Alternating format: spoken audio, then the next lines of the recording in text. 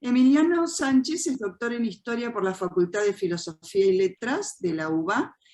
y también magíster en Sociología de la Cultura y Análisis Cultural por la Universidad de San Martín. Y actualmente es investigador adjunto del Consejo del CONICET, con sede en el Instituto de Estudios Históricos de la UNTREF, donde se desempeña como profesor adjunto de la carrera de Historia. Ha sido profesor invitado en la Universidad Estadual Paulista, Julio de Mesquita Filho, la UNESP, y sus investigaciones se centran en historia cultural y literaria de la prensa de Buenos Aires y sus vínculos con América Latina y Europa. Ha recibido becas y subsidios del CONICET, de la Agencia Nacional de Promoción Científica y Tecnológica y del Fondo Nacional de las Artes. Es autor de artículos publicados en revistas académicas y compilaciones en América y en Europa. Y entonces, Emiliano, te paso la palabra. Bueno, muchas gracias Moira por la invitación al seminario. Un gusto poder participar. Yo voy a compartir pantalla, si es posible, para mostrar algunas imágenes que van a acompañar la presentación un rato. Y primero, bueno, agradecer nuevamente a Moira por la invitación. Y en primer lugar quería contarles un poco el origen de este texto, que es un proyecto, un PICT, de la Agencia de Promoción Científica y Tecnológica que dirigía Martín Vergel, que hace algunos años reunió a varios colegas que trabajábamos historia de la prensa, historia de los intelectuales,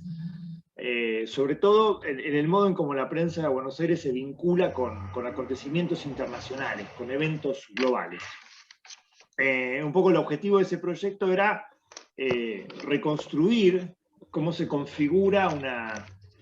una opinión pública sobre temas globales en Buenos Aires. Bueno, ese proyecto terminó, el año pasado se publicó un dossier en la revista Prismas, que es como una especie de resumen de este proyecto, y finalmente, si todo marcha bien, el año próximo saldrá publicado un libro que se llama Buenos Aires Global, Prensa Periódica, Intelectuales y Mundialización, que dirige Martín Vergel y Martín Albornoz,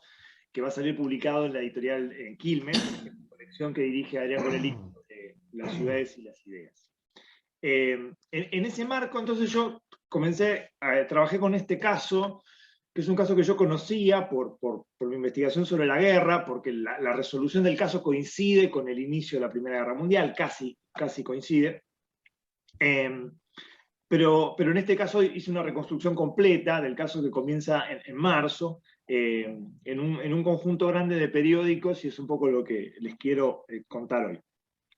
Entonces, primero voy a exponer, mi idea es reconstruir un poco el caso y hacer un poco una muestra de las cosas que yo creo que son, porque es importante detenerse en el análisis de este fenómeno, de este caso mediático, y qué dice este caso sobre la prensa de Buenos Aires de principios del siglo XX, y luego, si quieren, dejamos un espacio abierto para consultas y debates, ¿sí? Bueno, entonces comencemos con el caso en sí. La tarde del 16 de marzo de 1914, quienes ustedes ven ahí, que es Henriette Renoir, que es la esposa en segundas nupcias de Joseph Caillaux, que es el ministro de Finanzas del gobierno francés y el líder del Partido Radical, ingresó en la redacción del diario Le Figaro y asesinó a balazos a su director, Gastón Calmet. Desde que Caillaux había asumido como ministro a comienzos de diciembre de 1913, había sido objeto de una feroz campaña impulsada por el matutino, que adquiere su punto más altisonante, más destacado, con la publicación de varias cartas intercambiadas entre Caillaux y su primera esposa, Berthe Guédin.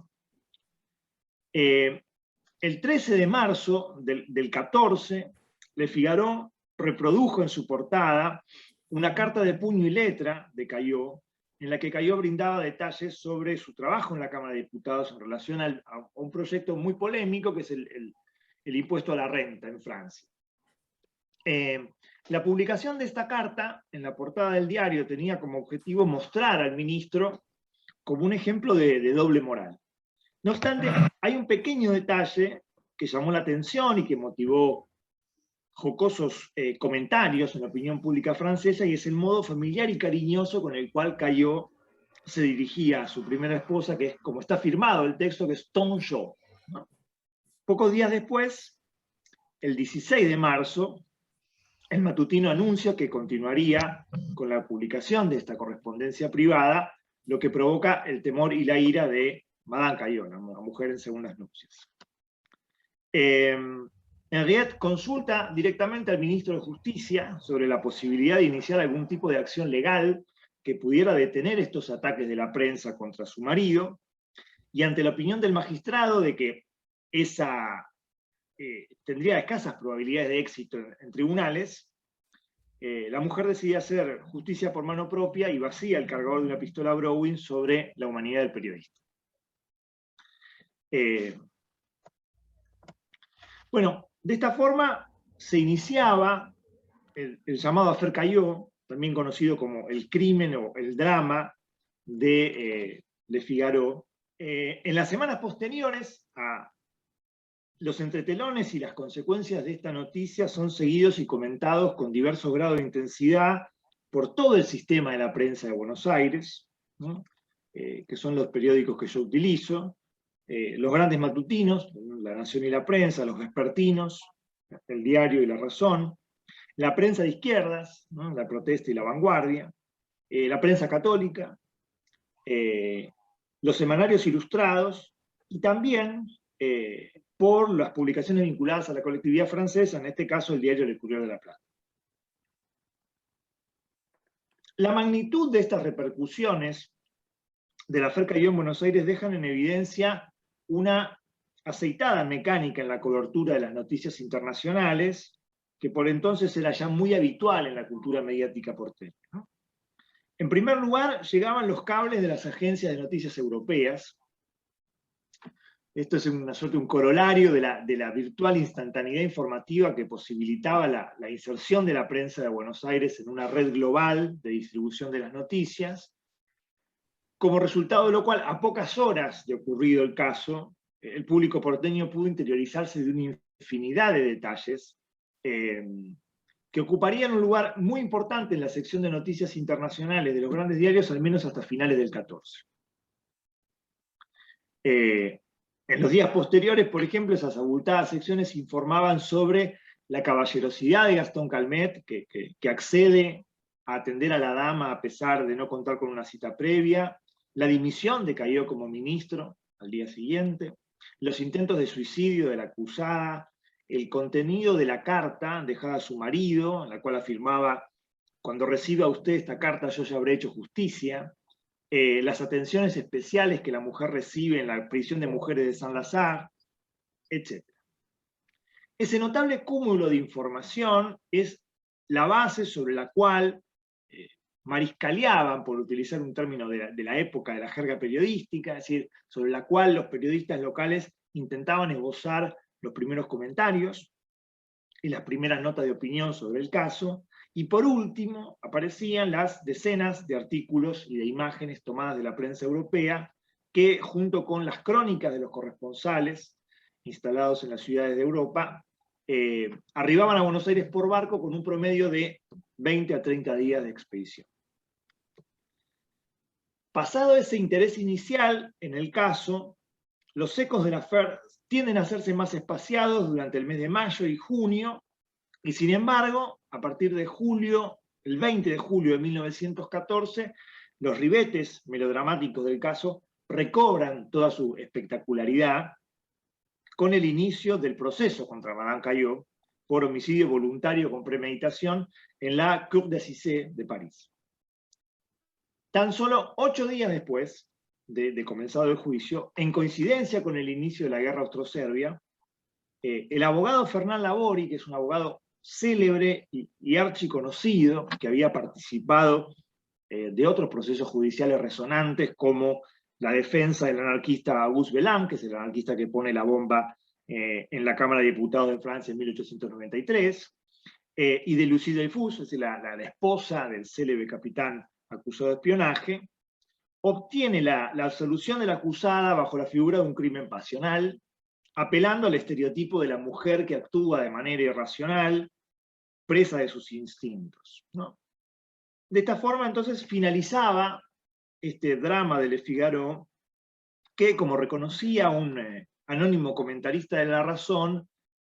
tenía los elementos suficientes como para escribir una novela. Entonces, ¿por qué detenerse en este caso? Y sobre todo, por cómo este caso es recibido en Buenos Aires. Bueno, porque a pesar de ser un caso relativamente corto, el Affaire Caillaux constituye una coyuntura de enorme riqueza para analizar diversos aspectos de la prensa y la cultura mediática de Buenos Aires de comienzo del siglo XX, que es lo que yo voy a tratar de desarrollar ahora. El primer rasgo es el francocentrismo, ¿sí? Pues, más allá de estas condiciones materiales que posibilitaban el rápido acceso a la información que llegaba de Europa,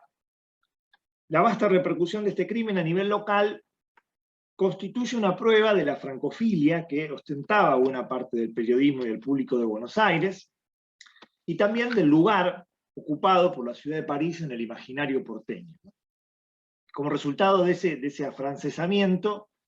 los más diversos aspectos de la vida cotidiana en la Ville Lumière eran objeto de una particular atención por la prensa local.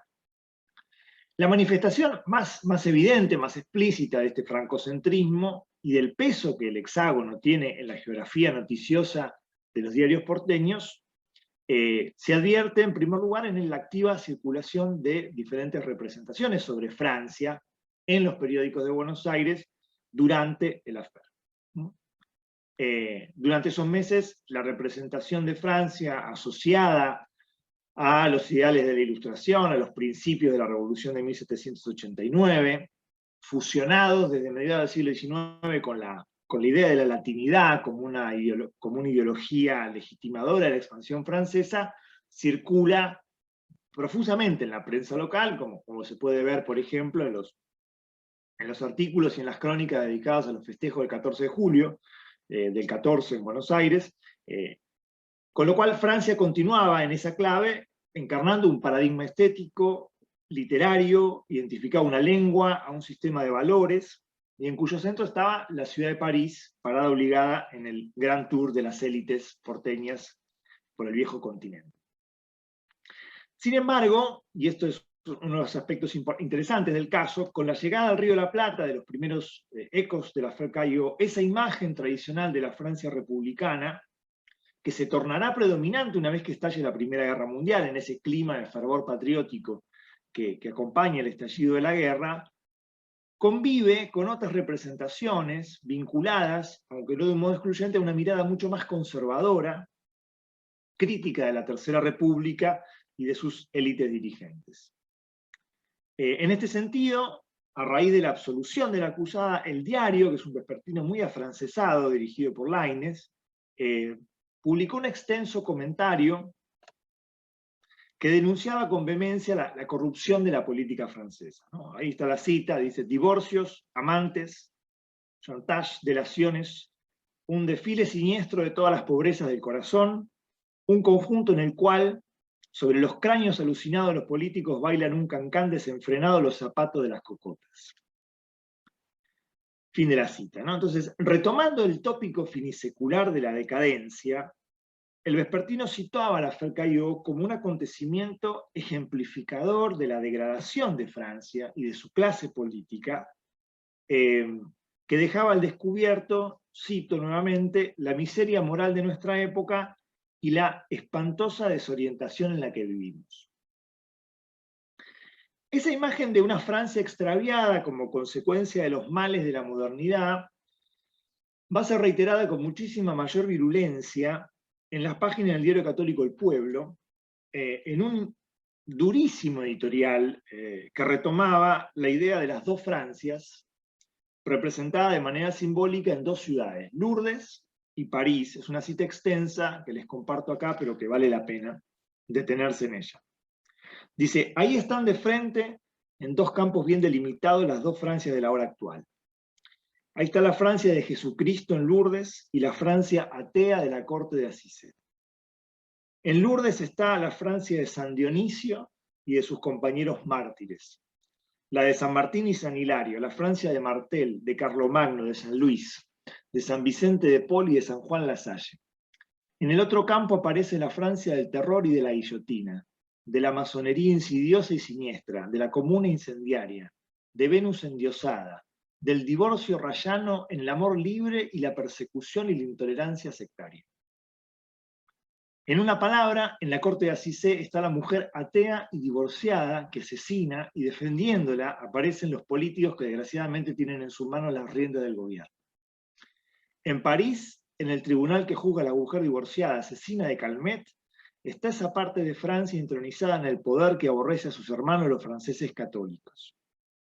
La Francia de Gambetta, suicida, de Valder-Rousseau, engañador, de Combé, que gobernó pagando el espionaje y la delación, de Solá, el asqueroso de mala fe.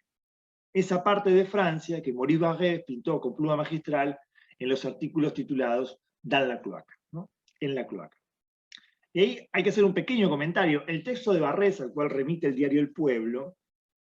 es el resultado, está publicado a principios de 1914 por la editorial del Echo de París, otro periódico muy importante, y recopilaba una serie de notas que Barrès había publicado en el contexto de otro escándalo financiero que es el Affaire Roget, que arranca en 1908 y que termina también en el 14, que es una estafa de grandes dimensiones orquestada por un financista y que viene a contribuir a todo este clima, y que también muestra la velocidad de circulación de estas novedades literarias en Buenos Aires. Pero retomando este artículo del Pueblo, en este texto la figura de Madame Caillot opera como una sinécdoque de Francia, pues los males que ella encarna son en última instancia el resultado de un proceso de secularización impulsado por el laicismo republicano, que había torcido el destino de una nación católica y monárquica. No obstante, el tópico finisecular de la decadencia también aparece presente en otras figuras del periodismo porteño, como es el caso de Julio Piqué, que es el corresponsal y representante del diario La Nación en París, en una crónica publicada en mayo del 14, donde afirmaba que, cito, si yo fuera diputado francés, mi banca estaría en el ala izquierda, fin de la cita. No obstante, Piqué sostenía que el crimen de Madame Caillot, cito, es la resultante fatal de la anarquía moral y de la desorganización reinante, un mal que afecta casi con igual intensidad a todos los bandos y la decadencia es universal. Es decir, que la Affaire Caillot permite mostrar otra representación de Francia asociada a esa imagen de la decadencia de finales del siglo XIX. Ahora, más allá de la circulación de estas representaciones sobre Francia en la prensa y en el periodismo, el Affaire Caillot permite apreciar otras aristas de ese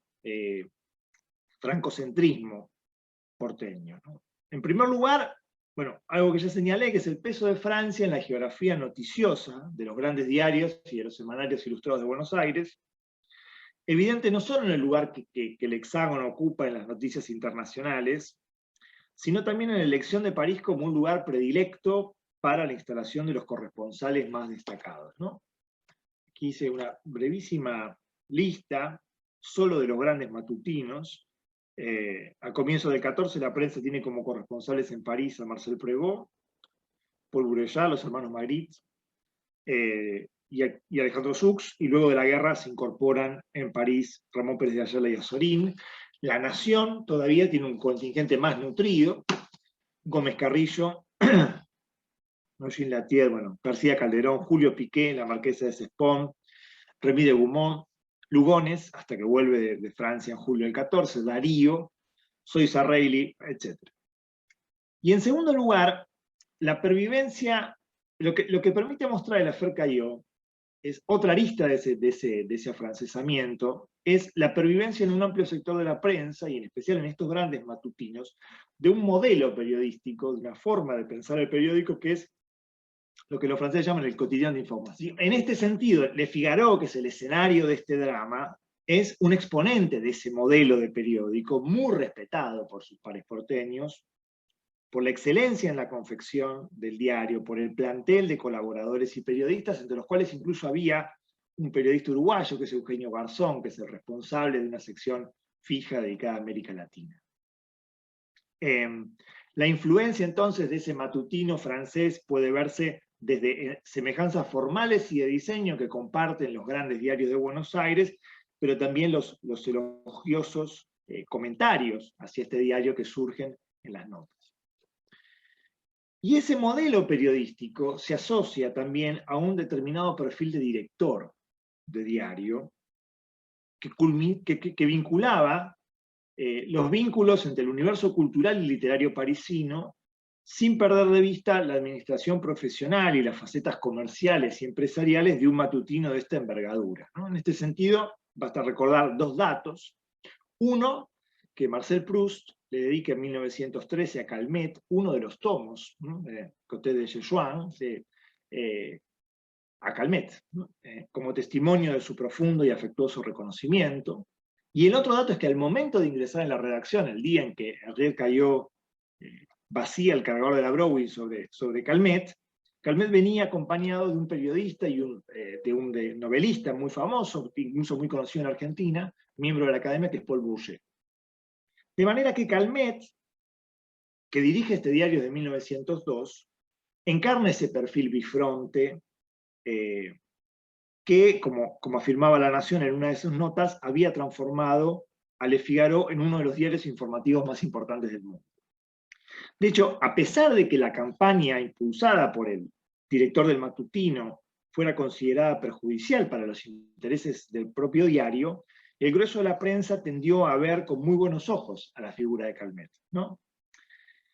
El diario, por ejemplo, ponderó su imparcialidad, lo definió, cito, como un prototipo de hombre ecuánime, y más que ecuánime, glacial, fin de la cita. La Razón lo caracterizó como un hombre de alma sana, que jamás subordinó su prédica a ningún interés mezquino, y en la historia del periodismo moderno le corresponde el honor de haber importado el reportaje a los reyes. No obstante, la defensa más encomiástica del periodista asesinado proviene de Le Courrier de la Plata, el diario más importante de la colectividad francesa en Buenos Aires, que por ese momento es la colectividad francesa más importante de América Latina, en un extenso artículo que buscaba mostrar la premeditación de la asesina, describió a Calmet como, cito y traduzco, uno de los mejores periodistas del tiempo presente y un sincero amigo de la Argentina, que había renovado la dimensión técnica de Le Figaro de acuerdo a las necesidades de la lectura y de la publicidad moderna, sin perder su elegancia y su fisonomía antigua. Ahora bien, por supuesto que dadas las características del caso, varios de los artículos publicados en Buenos Aires merodean una cuestión central, que es los límites éticos del periodismo moderno y los alcances de lo que uno de los autores que ha trabajado el caso, que es Edward Berenson, llama la fediversación de la esfera pública, ¿no? Es decir, ¿en qué medida es posible vulnerar la esfera pública y la intimidad de un político profesional en nombre de la primicia o de una campaña periodística? Ante este interrogante sobre cuál es el alcance de lo noticiable, el grueso de la prensa de Buenos Aires considera que el director de Le Figaro, al publicar una carta privada obtenida de manera espuria, había violado una ley, no escrita pero sabida del periodismo francés, que prescribía la imposibilidad de utilizar la vida privada de un político para lanzar una campaña en su contra. En este sentido, Calmet había excedido un principio básico de la deontología profesional, que por supuesto no justificaba el violento accionar de Henriette Caillaux, pero que se consideraba, como señalaba, por ejemplo, Pedro S. Lamas, que es el director de la Revue Sud-Américaine y el corresponsal de La Razón en París, podría servir al menos como punto de partida para una revisación, digamos, para una modificación del régimen de la prensa que se había degenerado y se había desnaturalizado. No obstante, más allá de este tipo de señalamientos, las críticas abiertas hacia Calmet y a la campaña son bastante escasas, en gran medida como resultado del sangriento final del caso. Solo el diario El Pueblo manifiesta algunas críticas a las desastrosas consecuencias económicas que la campaña tiene para el diario, y La Vanguardia, que es el periódico del Partido Socialista, hace como una crítica más elíptica, señalando que, bueno, que el diario, en última instancia, Le Figaro es un periódico de empresa y no se puede esperar otra cosa de este tipo de prensa, ¿no? Que al mismo tiempo La Vanguardia no deja de admirar, al mismo tiempo que critica, ¿no? No deja de admirar la capacidad económica y la potencia de ese diario. Entonces, para resumir este primer bloque de la presentación, uno podría decir que estas dimensiones del francocentrismo que emergen a la luz de la L'Affaire de Figaro revelan algo que parece obvio, pero que la historiografía a veces olvida un poco, y es que, a pesar de que hay un incipiente proceso de norteamericanización de la prensa porteña, vinculado a la difusión de un modelo sensacionalista del nuevo periodismo norteamericano, que aparece ya a finales del siglo XIX y que en las primeras décadas del siglo XX tiene una muy buena recepción en algunos vespertinos como el Diario Crítica, la prensa y el periodismo francés siguen siendo un modelo de enorme referencia y de enorme repercusión en el Río de la Plata. El segundo núcleo que permite analizar las repercusiones de l'Affaire Caillaux está vinculado a su atractivo como hecho criminal, ¿no? Es decir, un conocido periodista abatido a balazos en uno de los diarios más importantes de París, por una mujer de la alta sociedad, casada en segundas nupcias con un ministro del gabinete, digamos, son todos elementos que contribuyen para hacer de este caso un fenómeno mediático muy llamativo a los lectores y las lectoras de Buenos Aires,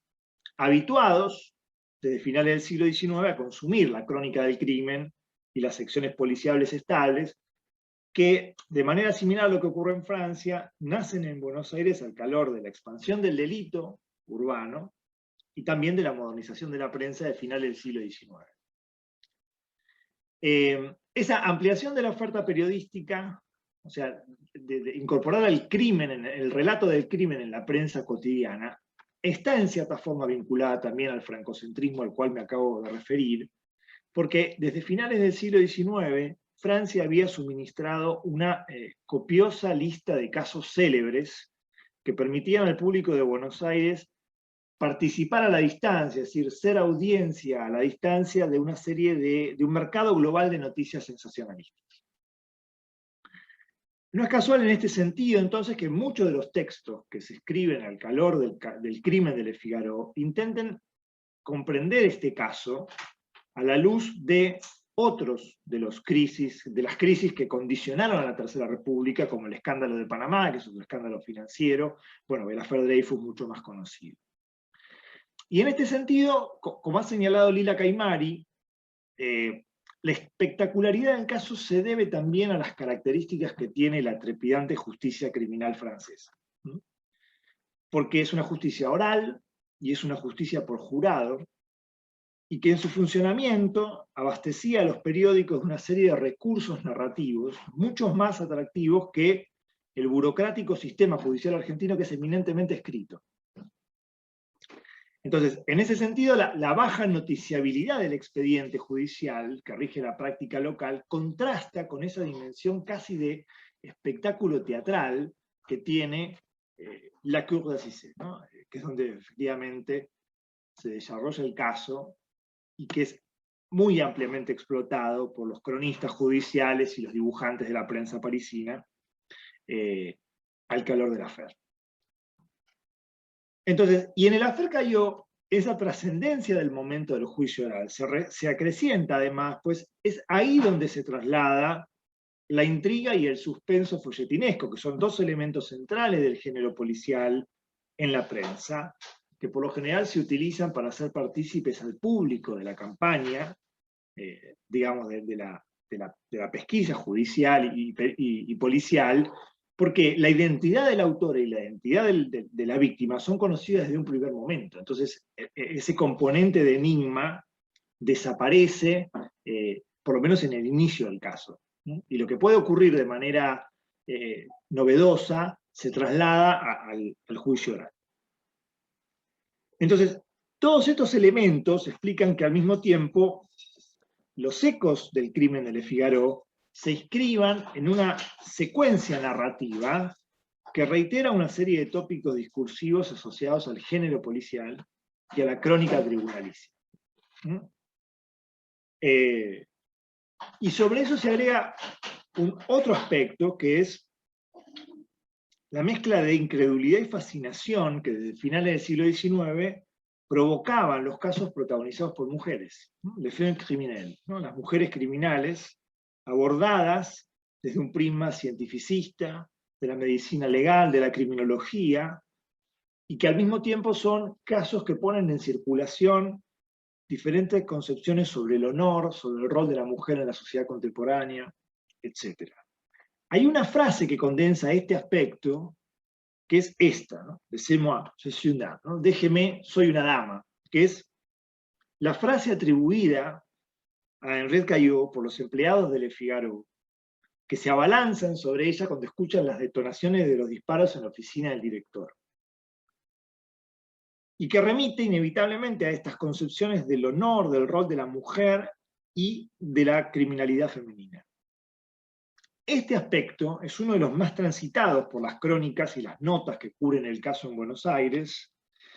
que hacen referencia con mucha frecuencia a las peculiaridades de la protagonista. Es decir, una mujer de alta sociedad, que por su condición estaba considerada a priori ajena al mundo del crimen, ¿no? Hay una cita del diario en este sentido que dice: habíamos relegado a las mujeres que matan al bajo fondo social, a la vehemencia apasionada del suburbio, y nos parecía imposible que el agresivo estampido de los balazos irrumpiera en los salones entre la armonía que hoy es ley entre damas y caballeros. Fin de la cita. Entonces, el estupor que causa la condición social del atacante se acrecienta por el hecho de ser, algo que ya mencioné, una mujer divorciada, casada en segundas nupcias con un ministro del gabinete francés. Es por eso que los ecos del debate en torno a la ley del divorcio en Francia, que es la ley Naquet de 1884, aparecen en varias de las notas publicadas a raíz del caso, y donde nuevamente las críticas a Henriette Caillaux por su doble condición de mujer y divorciada aparecen de manera más radicalizada, es en los periódicos católicos, particularmente en el diario El Pueblo, ¿no? Por ejemplo, con motivo de la absolución de la acusada, el matutino publica un duro editorial titulado La Madama Absuelta, en el cual vuelve a arremeter contra Madame Caillaux, considerándola, cito, el producto genuino de la moral sin Dios implementada en las escuelas y practicada en todos los órdenes de la vida social. Fin de la cita. Y al igual que en el comentario anterior, el diario católico no ahorra insultos contra la acusada, ¿no? Dice: mujer adúltera, perturbadora del hogar ajeno en mira del provecho propio, divorciante, divorciada, vuelta a casar, lasciva como una mona. Es decir, son solo algunos de los insultos que aparecen en esas páginas. Ahora, este pasaje permite advertir una tendencia a la sexualización de la acusada, asociada con frecuencia a la prostitución, ¿no?, que aparece con mucha frecuencia en las crónicas de Buenos Aires, y que también se hace extensiva a otros participantes del caso, por ejemplo, al jurado, ¿no?, responsable de esa absolución. El diario, por ejemplo, publica en un artículo una referencia a ese jurado, dice: jurado sentimental con alma de lector de folletín, que había mostrado sensiblerías de costurera ante un crimen que exigía la serenidad y la energía de un hombre. Fin de la cita. Ahora, no deja de ser llamativo que el uso del término madama para referirse a la protagonista del caso haya ocupado el titular de un extenso artículo de Enrique Nido, que es el seudónimo de un anarquista catalán llamado Amadeo Luan, que se publica en la portada del periódico La Protesta, que es el periódico más importante del anarquismo local. En ese texto, Nido utiliza a Madame Caillaux como un ariete para trazar un cuadro crítico de la clase política y de la alta burguesía parisina, que, cito, encubre una vida orgiástica bajo la ficticia honra del matrimonio. Y en ese sentido, para el colaborador del periódico Ácrata, el affaire Caillaux pone de relieve el fondo boulevardier de la vida que llevan los encumbrados, los encopetados, los regeneradores de los pueblos. Y así como otros corresponsales trataban de comprender el caso mediante un cotejo con las otras crisis que jalonaron a la Tercera República, Nido traza una comparación entre Madame Caillaux y Marguerite Stengel, que es la célebre amante del presidente Félix Faure, también su supuesta asesina.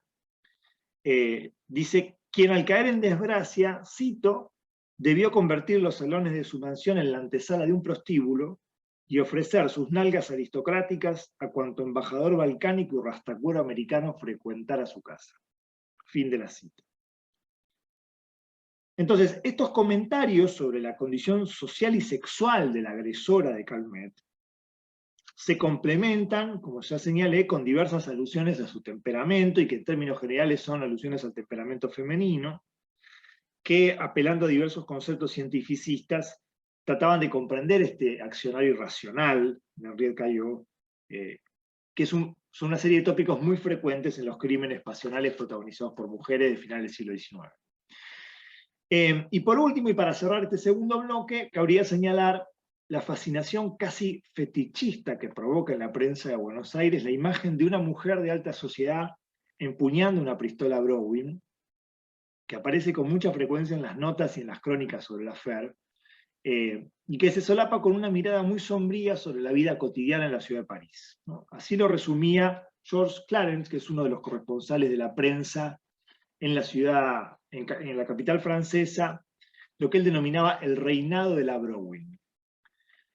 Dice, sirve al Apache, ¿no? Digamos, el estereotipo del delincuente violento que asola París a principios del siglo XX, ¿no? Sirve al Apache para ganarse la vida en los bulevares exteriores, suprimiendo al transeúnte retrasado para registrarle los bolsillos con facilidad. Le sirve para rechazar a la gente de policía que quiere echarle una mano en cuello. Es el complemento indispensable de un matrimonio desavenido. La pequeña chuchería de lujo que la mujer llevará en el manguito para atemorizar al marido que haya tenido el mal gusto de engañarla.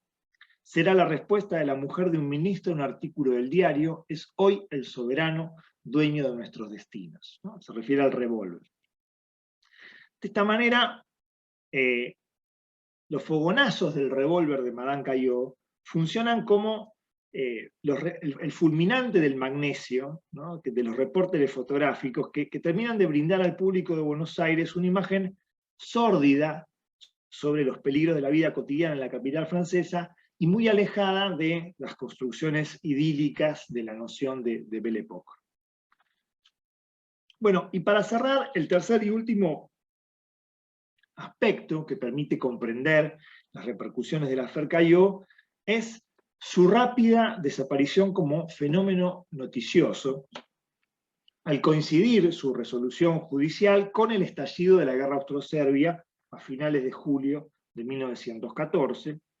que desencadena el estallido de la Primera Guerra Mundial. Esta súbita evaporación del caso, que había sido el tema obligado de todas las conversaciones, lo que deja en evidencia es el eclecticismo y la volatilidad de los intereses del público porteño, dos aspectos constitutivos de esa dinámica cultura de la noticia que era alimentada en forma permanente por los cables internacionales de las agencias europeas y norteamericanas. En este sentido, si uno compara el espacio que la prensa de Buenos Aires le otorga al drama de Le Figaro respecto del atentado de Sarajevo y de la crisis diplomática de julio del 14, es evidente que este affaire Caillaux, en tanto caso célebre, acapara de un modo más intenso la curiosidad morbosa de ese público porteño que un incidente diplomático que de momento no implicaba a las grandes potencias europeas. Y ese clima de opinión se refuerza por otra coincidencia temporal entre la resolución de la affaire Caillaux y un crimen de alcance mucho más local, pero que también atrae la atención del público en julio del 14, que es el crimen de la calle Gallo, ¿sí? Resumidamente, julio del 14, un señor que se llama Francisco Livingston, que es un subcontador del Banco de la Nación, es cosido a puñaladas en el zaguán de su casa en la calle Gallo al 1600, y la investigación descubre que la esposa del detenido, que es Carmen Guillot, planeó con ayuda de su mucama, Catalina González del Carrelo, un complot para matar al marido que aparentemente le engañaba con varias amantes. Y para completar ese plan, recurre al servicio de Salvatore Viterale, que es un vendedor de pescado y amigo de la mucama, que al mismo tiempo recluta a los cómplices, que son otros italianos que trabajan con él en el mercado.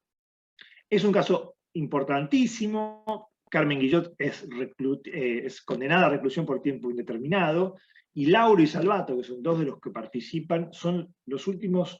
dos personas en recibir pena de muerte en la Argentina, el 22 de junio del 16. La coincidencia entonces de este caso con la resolución de la Affaire Caillaux en la prensa de Buenos Aires genera un clima en donde la crisis europea va teniendo cada vez menos importancia, por lo menos hasta los días finales de julio del 14, que al mismo tiempo es un caso que tiene una serie de similitudes, ¿no? Es otro caso protagonizado por una mujer de buena posición social, que también pone en juego una serie de concepciones de la feminidad, de lo privado, del honor, del uso de la violencia, en la prensa de Buenos Aires. Entonces, esos dos casos sensacionales, digamos, un escándalo político mediático francés y un crimen espectacular, atraen la atención de la prensa y del público porteño de manera muy, muy fuerte, por lo menos hasta los días finales de julio, y en ese sentido la prensa de Buenos Aires muestra una dinámica similar a lo que ocurre en Francia y en buena parte de Europa. Cuando la prensa descubra la gravedad de ese problema, esa crisis se había transformado ya en una guerra mediante una súbita sucesión de acontecimientos, ¿no? Que es el asesinato de Llorés, la declaración de las hostilidades entre las grandes potencias, la movilización general, la invasión alemana de Bélgica, el ingreso de Gran Bretaña en la guerra, y ese mismo día, el 4 de julio del 14, la declaración de la neutralidad argentina. Entonces, repentina e inesperadamente, la Gran Guerra deviene en la noticia, excluyente para la prensa y la opinión pública de Buenos Aires, dando inicio a una cobertura periodística de ese conflicto que por lo menos se prolonga hasta finales del 14, ¿no? Y en donde la guerra es el único tema de interés casi excluyente para la prensa de Buenos Aires. Como paradoja del destino, ese mismo día en que el Estado argentino declara su neutralidad ante la guerra, es detenido el prófugo Jacobo Batista Lauro, que es el último de los acusados de este crimen que acabo de mencionar. Y no obstante, la noticia pasó casi desapercibida, sepultada bajo el cúmulo de información de la guerra europea, ¿no? Así lo relataba La Mañana, un diario conservador, que dice: días atrás esta noticia habría causado sensación. No habría llegado por otra parte de improviso, pues el público, que seguía ansiosamente la campaña de los pesquisas, hubiera sabido de la detención de Lauro, era inminente. La gente se dedicaría a contar el suceso y la policía mostraríase ufana de su éxito ruidoso. Hoy la información carece de interés y el público se ha enterado de ella con indiferencia. Absorbida la atención general con los sucesos europeos, ¿qué puede importarle la captura de un asesino calabrés? Lauro no ha tenido suerte, no tendrá siquiera como sus cómplices la satisfacción de una notoriedad escandalosa, pues la formidable catástrofe europea no permite al público enterarse de su suerte. Entonces, para cerrar, uno podría decir que la sorna de este comentario de La Mañana sobre la mala suerte del último detenido del caso Livingstone, al coincidir su captura con la masificación de la guerra en Europa, muestra claramente esta volatilidad de los intereses de los lectores y las lectoras de Buenos Aires, y la rapidez con la que los temas pasaban de ser el comentario del momento a una mera noticia intrascendente, y esa dinámica noticiosa es una dinámica a la que tampoco pudo escapar este estridente Affaire Caillaux, al cual me referí en esta intervención.